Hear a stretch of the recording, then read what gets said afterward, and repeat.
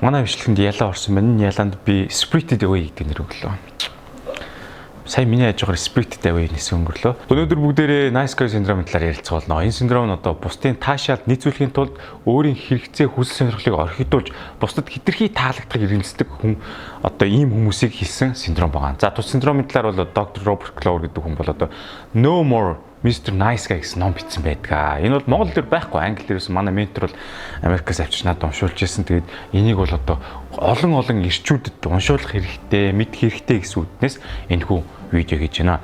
Энэ сэдв бол ирчүүдийн хувьд зайлшгүй ярих маш чухал сэдв юм байна. Тиймээс энэхүү бичлэг бол энэ номон дээр санаануудыг ойлгоход одоо арай үүдийн товчлоод таны амьдралд өөрчлөлт авчрахуйц баркаар одоо хөнгөвчилж одоо ярьж байна гэж ойлгож болно. Бэлгүн бол 35 настай маркетингийн менежер, тэрээр найз нөхөд гэр бүлтэй хэд их таалагдахыг хичээдэг бөгөөд энэ түүний ажил мэргэжилд саад болж байв. Ерөнхийдөө шүү дээ энэ Nice Guy syndrome-ийн гарал үүс нь яг юунаас эхэлдэг вэ? Яагаад өөртөө итгэлгүй байдалд ордог вэ? Харилцааны асуудал энэ цаашлаад ямар харилцааны асуудал төрөгдөг вэ? Энэ талаар ярилцъя. Сарвал бол 28 настай IT инженер, тэрээр өөрийн хэрэгцээ хүс сонирхлоо бусдын төлөө орхидуулдаг байна.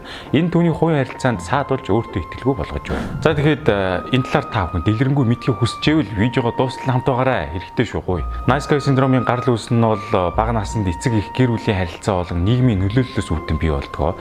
Хүүхэд байхдаа одоо хүлээн зөвшөөрөгдөх, хайрлагдах хүсэлтэй байснаас болж энэ зан чанар нь хөгжиж эхэлдэг гэсэн үг. Одоо нэгсэндээ дутагдж штэ тий. Эв төвшин бол 27 настай оюутан, тэрээр найз нөхдөд хэд их таалагдахыг хичээдэг байснаар хичээлдээ анхаарал хандуулахад хүндрэлтэй болж байлаа. Хэрэв та багадаа эцэгхээсээ хэтэрхийх анхаарал хүсч байсан бол та Nice Guy байх магадлал өндөртэй гэдгийг бас ойлгосон бахаас яринаас. Nice Guy-ийн шинж чанарууд: бусдын таашаалд нийцүүлэхийн тулд өөрийн хэрэгцээ хүс сонирхлыг хойш нь тавих, сэтгэл хөдлөлөө нууцлж бусдын өмнө дүр эсгэх. За хувь хүн болон мэргэжлийн амжилтанд хүрэхэд энэ нэлийн хэцүү байдалд ордог. Жахвал 32 настай хуульч, тэрээр ажил дээр хэтэрхий олон үүрэг даалгавар авахыг хичээж ажил амьдралын тэнцвэр нь алдагдаж байлаа. Үүнээс үүдэн хит их ачаалттай ажиллаж стресстэйж өөртөө итгэлгүй болсон байна.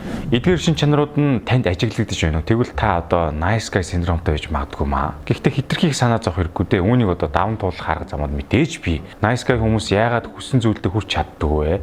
Учир нь тэд өөрийн хэрэгцээ хүс сонирхлын төлөө өөрийн хэрэгцээ хүс сонирхлыг бусдын төлөө орхитуулдаг. Тэд өөрийн сэтгэл хөдлөлөө илэрхийлдэг, нууцлдаг бөгөөд өөртөө итгэлгүй, өөрийгөө үнэлдэг, бусдад таалагдах гэсэн хүслээсээ болоод өөрийн байгаагаасаа өөр төрхөөр бусдад харуулахыг хичээдэг. Энэ бол маш аюултай шүү. Ерөнхийдөө Nice Guy-ийн 12 синдром гэж байдаг. За тэрэн тэгээд бүх ирчүүдэд зарим нь 1-2 ч юм уу, зарим нь 50% ч юм уу гэх ямар нэг хэмжээгээр оршин байдаг. Бүгдээ 12 синдромд бүрэлдсэн байвал бас аюултай гэж үзнэ шүү дээ. За 1-2 байвал бас гайгүй те. Нэг ач холбогдолтой шүү. Тэгээ ойлгочод болно. За Nice Guy-ийн одоо байснараа ямар үр дагавар гарах вэ? Ер нь бол харилцааны асуудал орно. Найз нөхдөдөө гэр бүлтэйгээ харилцахдаа харилцаанд нь бэрхшээл үүсдэг. Яагаад гэж одоо өөрийнхөө хүсэл сонирхлыг дараад бусдад таалагдах гэдэг учраас энэ чинь бэрхшээл байгаа байхгүй. Амжилтгүй болох мэргэжлийн болон хувийн амьдралтаа хүссэн амжилтаа олохгүй байдаг. Энэ бас саад ахна шүү.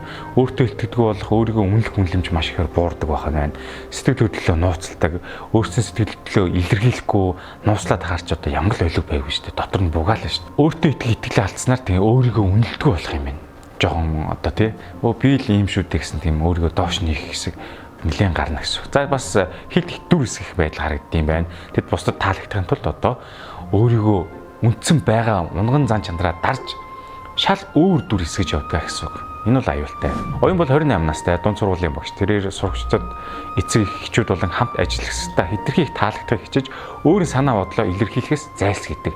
Энэ түүний ажлын үр дүн өөртөө итгэлт нь сөрөөр нөлөөлдөг байна. За ингээд бидний ярьж байгаа Nice Guy syndrome-ыг одоо агуулж байгаа хүн хүссэн зүйлээ авч чадахгүй бол юу болох вэ? Найз нөхөд гэр бүл хайртай хүнтэйгээ харьцах харилцаанд нь маш их бэрхшээл үүсэх бөгөөд одоо юу гэдэг те ажлын болон хувийн амьдралдаа хүссэн амжилтаа олохгүй байна. Төрөлдөөлнө гэсэн үг шүү дээ. Өөрийгөө үнэлэх итгэлгүй байдал нэмэгдэх бөгөөд тийм ад жаргалгүй амар амгалангүй байх бол энэ тэгэл хоригдтал буглаал ингээ боддоо та хүн.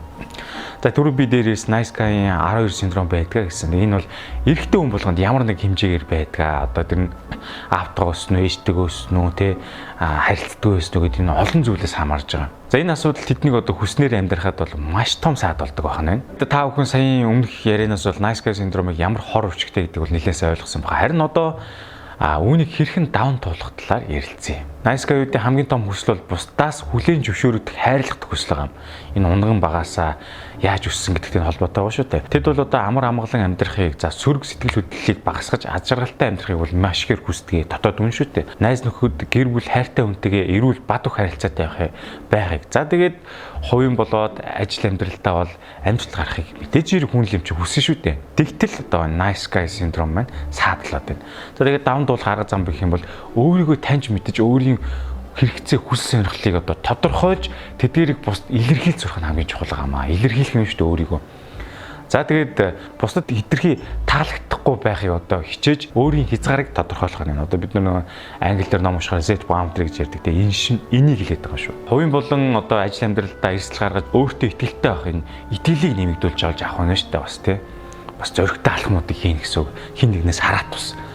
За, эрүүл харилцааг бий болгох гэж байгаа. Энэ нь юу гэхээр гэр бүл одоо найз нөхөд хайртай хүнтэйгээ эрүүл харилцааг бий болгож тэдэнд үн чандах. Үн чанд гэдэг юу гэж тааг ойлгож байгаа. Яг тэр нөгөө дүр эсэхгүй өөрийнхөө байгаа заан чанарыг гаргана гэсэн үг. Нөгөө үедийг л одоо юу гэдэг нь те уралч муухай болгоч өгөөл дүр эсгэл те таалагдтаал ингэ яваад идэх чинь ямар сэтгэлийн дарамтлыг энийг битээ хөрвүүлүүлээч л гэж байгаа. Энэ видео үзсэн та бүхэн nice guy syndrome-ыг даван туулахад эдгээр арга замуудаас тусна гэж найдаж байна. За ер нь энэ видеоны гол мессеж бол өөрийгөө бусдын таашаалд нийцүүлэхийг хичээгээ болж өөртөө итгэх итгэлээ нэмэгдүүлээ. Гоё ад жаргалтай амьдрал гэсэн үг байгаа.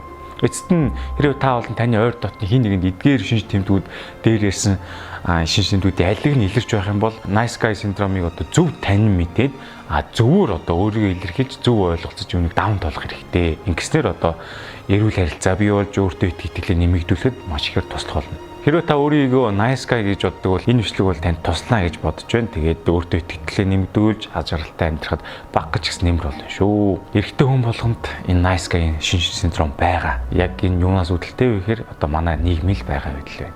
Учир нь юу гэхээр одоо хүн болгон аав ээжгээ мэдээ сонгож төрөхгүй бас бүтэн аавтай ээжтэйгээ бүтэн өсөхгүй байна. Энэ бүгдээс л үүсдэг юм байна.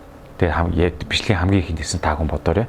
Nice guy syndrome бол хэрхэн өсч том болсон тэр зүйлээс ч л бол баттай байдаг шүү. За энэ бичлэгийг та бүхэн өөрийн таньж мэддэг эрчүүдтэй үзүүлээрэ. Эрчүүд гэдэг чинь одоо тэгэл бүхий л насны эрэгтэй хүн хэлж байгаа шүү дээ. Заавал одоо том насанд хүрсэн байх албагүйтэй хөөгдөж биж болно. Тэгэхээр энийг би хэрвээ nice guy мөн үгүй юу гэдгийг таньж мэдээд үүндээ тохирсон арга хэмжээг аваарэ. Бусдад бүгдэд таалагдах гэж амьдрах бол лай штэ. Ойлгож байгаа шүү дээ тий. Bye bye.